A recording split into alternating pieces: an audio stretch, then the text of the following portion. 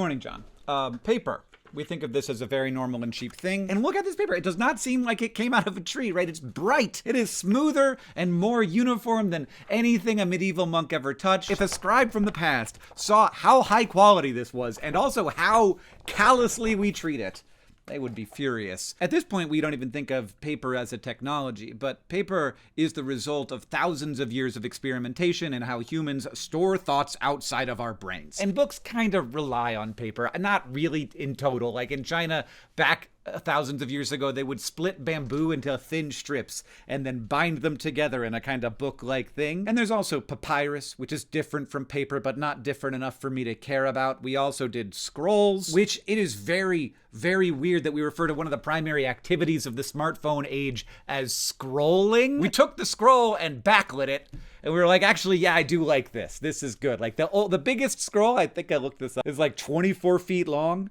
In terms of like ancient scrolls. Mine's longer than that. Bring back scrolls, by the way. I don't know why not. Let's try it. Weird thing about humans, we have a bunch of ways of sharing information, and when we make a new one, we tend to just keep it forever. Like, we've still got radio shows, though we might have podcasts now. We've still got newspapers, though they might be a little less physical. You can still go and watch a play. You can still sit around a fire and tell stories to your friends. But not every medium remains. Like, we don't make scrolls anymore, and we probably do in some way, but not really. Like, we have CVS receipts. But we do very much still have the thing where we put words on paper so that the ideas can get from one human into another human. My point here is, at some point in the past, people were like, what if we had a bunch of people pretend like they were other people and tell a story like that? And we still do that. And then at some other point in history, somebody was like, let's absolutely pulverize a bunch of plants and then mark them with a bunch of symbols that tell a story that other people can read. And we still do that. And I think that's going to continue to be a thing forever. Like, for as long as humans. But also, I don't think it's going to be like exactly the same thing. I'm not sure how I would make a book different, but I know a lot of people are doing it. And I'm not talking about the physical form.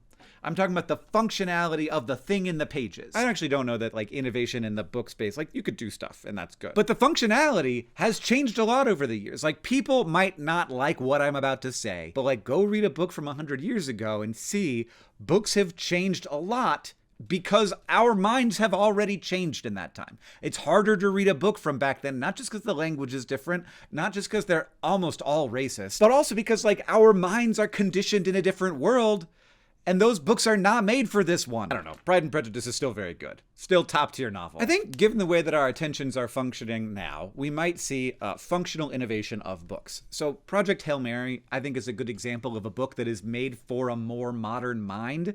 And a more modern world, with a focus on how the book will feel in audio. Not just in like the performance of it, but like in the structure of it, with really linear short chapters, very few overlapping scenes. And again, you're not gonna like this, but like chapters have shortened a lot over the last few decades. I think that there are gonna continue to be more mini cliffhangers. Nonfiction will be self-contained within like chapters that can be read or listened to in 5 to 10 minutes. But what does a book look like when it's made with like an awareness, not just of audio, but of video? And like, I know that I don't need to be having ideas right now, but I'm working on a book.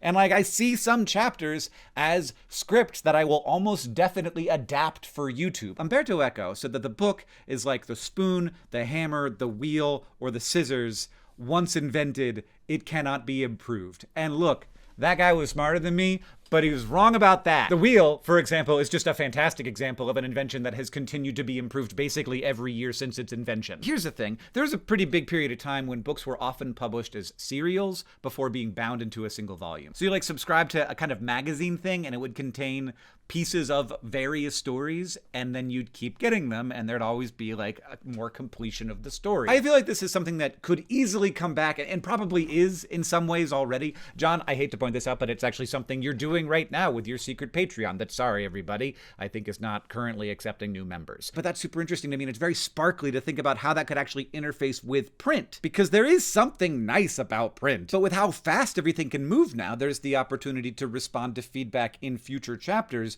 the way we respond to feedback from video to video. After my first book came out and it went pretty well, I went to my publisher and I was like, I have this idea. Here's what we're going to do. I shouldn't even tell you this. Here's what we're going to do. My next book is going to come out serialized, and you can only get them if you go to bookstores.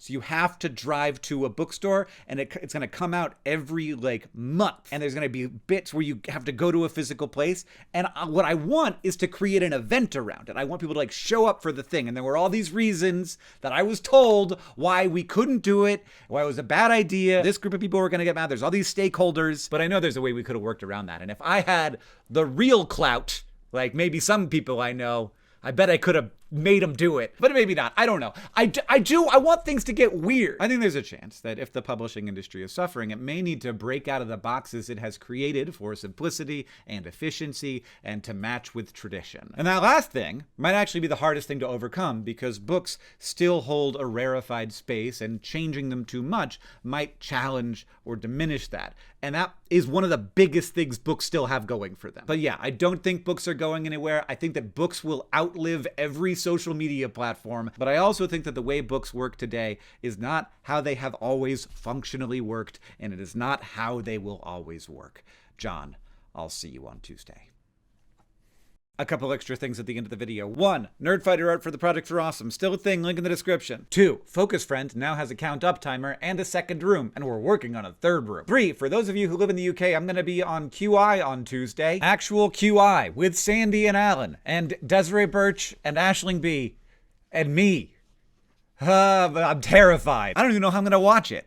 I might have to have somebody send it to me. And last, the nominees for Comedy Wildlife Photos of the Year are out, and I'll link to that in the description as well. I, personally, would like the duck to win.